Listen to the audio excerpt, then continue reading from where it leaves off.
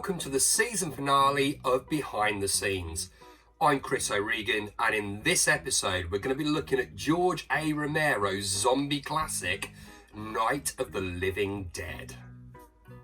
The early idea for Night of the Living Dead was that it was going to be aliens, not zombies. It was going to be aliens coming to Earth, meeting up with humans and hot rodding. But apparently the budget didn't allow for that, so they went with the idea of the dead coming back to life. That's probably a good shout. I mean, if you imagine the scene in Greece, where you've got Grease lightning, Thunder Road, all of that. Imagine that with aliens. I don't know, I don't think could have taken that seriously.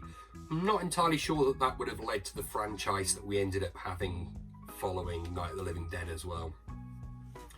Night of the Living Dead was actually made on a budget of just $150,000, and it made $18 million, which is about $140 million in today's money.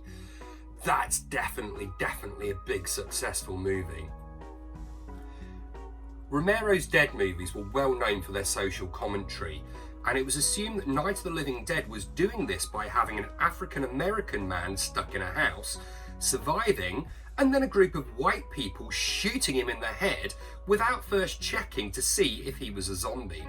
However, this was not the case. When Dwayne Jones was cast, the only changes were those suggested by the actor himself, who wanted to be more intellectual. It had originally been written as a tough-talking truck driver. Night of the Living Dead essentially invented the zombie genre, but the word zombie was never actually used in the film.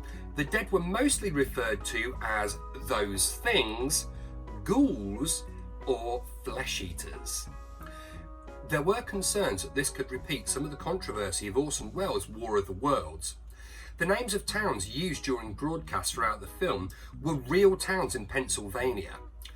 Due to this, networks were worried people might tune in and think it was real.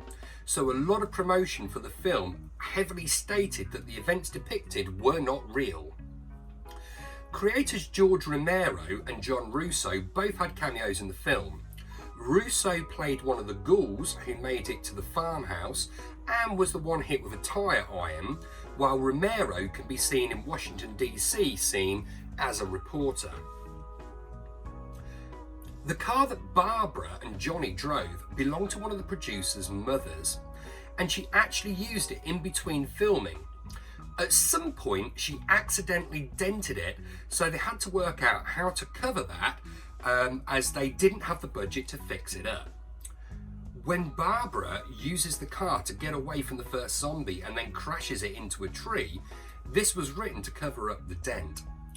Presumably, the original script called for the car to be used more, possibly to get it all the way to the farmhouse before it ran out of gas.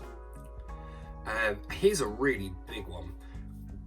This is a big deal. The film is in the public domain, which means anyone can remake it without paying for the rights. This came about because it was originally intended to be called Night of the Flesh Eaters. However, lawyers for the 1964 film The Flesh Eaters threatened a lawsuit, so the title was changed.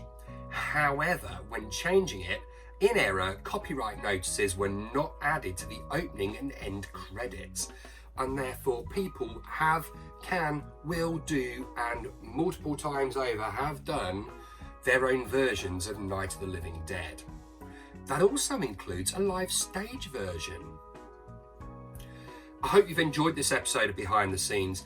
Don't forget to like, share, subscribe, leave your thoughts in the comments, and of course make sure you join us sometime in the future for season 2 of Behind the Scenes. I've been Chris O'Regan, and it's been an absolute pleasure. Goodbye.